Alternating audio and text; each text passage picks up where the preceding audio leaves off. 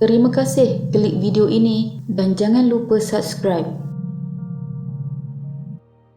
Kes kematian vokalis kumpulan punk Swatan Trata Muhammad Azhar Abdul Wahab yang ditemui mati di Vietnam mencuri tumpuan, terutama apabila seorang rakan memuat naik maklumat di laman sosial Facebook mengenai kos penghantaran pulang mayat mangsa yang dikatakan mencecah RM40,000 Malaysia, manakala kos untuk pengebumian di Ho Chi Minh pula adalah RM10,000 Malaysia yang tidak mampu disediakan oleh keluarganya. Ketika itu barulah tersebar yang mangsa rupa-rupanya telah dibunuh dan ditemui di dalam sebuah bilik hotel Bandaraya Ho Chi Minh pada 27 April 2016 oleh seorang pekerja hotel. Muhammad Azhar berusia 33 tahun ketika kejadian bekerja sebagai pembantu kedai makan di Taman Selasih Kulim dan menjadi vokalis kumpulan berkenaan sejak beberapa tahun sebelum itu. Menurut keluarga mangsa, Allahyarham Muhammad Azhar dan seorang rakannya yang juga berasal dari kampung yang sama telah pergi ke negara itu untuk melancong pada 12 April 2016 dan sepatutnya pulang ke Malaysia pada 28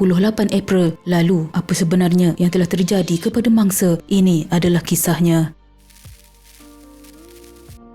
Pada 28 April 2016, Konsulat Jeneral Malaysia di Ho Chi Minh City telah dimaklumkan oleh Jabatan Hubungan Luar Ho Chi Minh City berhubung kematian seorang lelaki warga Malaysia di bandar itu. Mangsa telah dikenal pasti sebagai Muhammad Azhar Abdul Wahab dikabarkan telah ditemui mati di dalam bilik hotelnya. Ketika itu, punca kematian masih disiasat oleh pihak polis Ho Chi Minh City. Sebaik sahaja dimaklumkan, pihak Konsulat Jeneral telah menghubungi keluarga mangsa dan menyampaikan berita sedih tersebut. Menurut ibu mangsa, Rohani Ismail, dia terkejut apabila polis datang ke rumahnya kira-kira jam 6 petang pada 28 April dan meminta nombor telefon suaminya yang tinggal di Jitra. Pihak polis kemudian menghubungi bapa mangsa dan memaklumkan yang Muhammad Azhar telah meninggal dunia di Vietnam. Ibu mangsa amat terkejut apabila mendengar berita itu, tetapi keliru kerana pihak polis tidak bercerita panjang mengenai apa sebenarnya yang telah berlaku kepada anak keduanya itu. Sebagai ibu, amat sukar untuk menerima berita itu dan jikalau boleh dia ingin melihat wajah anaknya terlebih dahulu. Ini kerana mereka tidak menerima apa-apa kecuali maklumat yang mengatakan dia telah meninggal dunia. Ibu mangsa juga berkata Muhammad Azhar beria-ria dan teringin sangat melancong ke 3 negara iaitu Thailand, Vietnam dan Kemboja. Malah anaknya sudah lama menyimpan wang untuk tujuan itu. Dia juga pernah berpesan kepada anaknya supaya sentiasa menjaga diri apabila berada di tempat orang kerana banyak bahaya. Waktu itu Muhammad Azhar tidak bercakap apa-apa kecuali mengiyakan sahaja. Dia juga sempat meminta ibunya supaya jangan risau dan banyak berdoa untuknya agar dia selamat. Setelah mengetahui berita kematian mangsa, pihak keluarga buntu memikirkan cara untuk mencari wang bagi menampung keperluan pengurusan jenazah itu, termasuk perbelanjaan ke Vietnam selepas dipanggil pihak kedutaan di sana. Sementara itu, Menteri Besar Negeri ketika itu, Datuk Seri Ahmad Bashar Mat Hanifah, ketika ditanya mengesahkan urusan membantu keluarga mangsa pada waktu itu di peringkat pertimbangan Ahli Parlimen Baling Datuk Seri Abdul Aziz Abdul Rahim yang juga pengerusi Kelab Putera 1 Malaysia KP1M dan Kerajaan Negeri akan turut membantu mencari jalan terbaik. Pada 6 Mei 2016, jenazah Muhammad Azhar tiba di lapangan terbang antarabangsa Kuala Lumpur KLIA kira-kira pukul 2 petang dengan penerbangan Malaysia Airlines MH0751 dari lapangan terbang antarabangsa Tan Son Nhat, Ho Chi Minh. Pegawai di Pejabat Anggota Parlimen Kulim Bandar Baharu Muhammad Hazril Ezni Zulkapli turut bersama dalam penerbangan itu dengan adik mangsa Nur Razman. Selepas itu, jenazah terus dibawa pulang ke Kampung Air Merah, Kulim, Kedah dan dikebumikan pada malamnya. Urusan membawa pulang jenazah berjalan lancar dengan bantuan Konsulat Malaysia di Vietnam, pihak berkuasa negara itu, Kementerian Luar dan anggota Parlimen Kulim Bandar Baharu Datuk Abdul Aziz Sheikh Fadhir.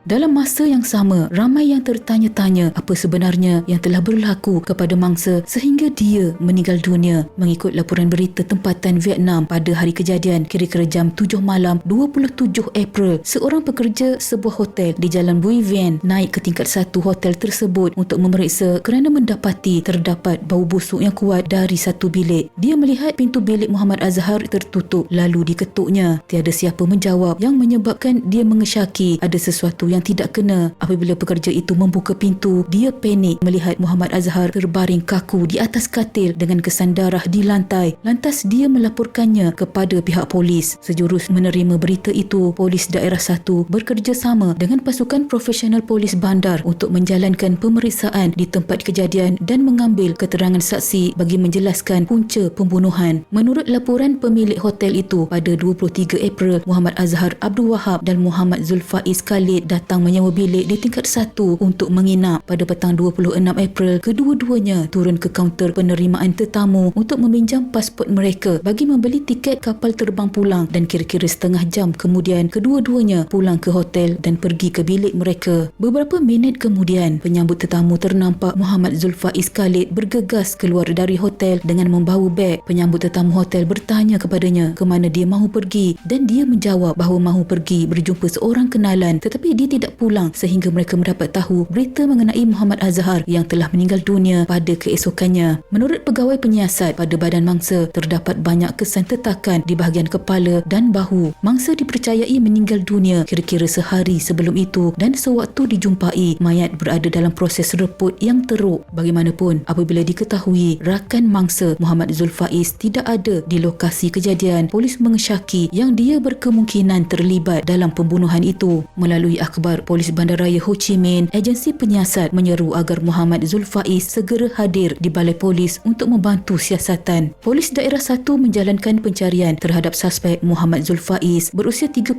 ketika kejadian untuk menyiasat dan memberi penjelasan. Pada 1 Mei 2016, Muhammad Zulfaiz yang merupakan rakan sebilik kepada mangsa dilaporkan hadir ke Balai Polis Chiang Mai untuk memberi keterangan. Dia juga turut memuat naik status di Facebooknya. Assalamualaikum semua kawan-kawan dan rakyat Malaysia. Saya Muhammad Zulfaiz bin Khalid sedang berada di Balai Polis Chiang Mai dengan selamat. Apa-apa informasi boleh hubungan Mr. Roger Danieli, Foreigner Police Officer in Chiang Mai. Sekarang tengah menunggu respon dari Kedutaan Malaysia. Segala bantuan amat dihargai. Semoga segala urusan dipermudahkan. Al-Fatihah buat sahabat aku, Muhammad Azhar bin Abdul Wahab. Malangnya, setakat itu sahaja maklumat yang boleh didapati dari kes ini, dan menjadikan kes ini masih lagi misteri tentang siapa yang membunuh mangsa. Manakala hasil siasatan bersama suspek Muhammad Zulfaiz juga tidak didedahkan oleh pihak polis Vietnam. Dari status yang dibuat oleh Muhammad Zulfaiz, sepertinya bukan dia yang membunuh mangsa, tetapi apakah cerita dari pihaknya pula berkenaan apa yang telah terjadi pada hari itu. Semoga kes ini mendapat keadilan yang sewajarnya. Sama-sama kita hadiahkan Al-Fatihah kepada Allahyarham Muhammad Azhar bin Abdul Wahab. Semoga rohnya dicucuri rahmat dan dimasukkan ke dalam golongan hamba-Nya yang beriman. Sekian.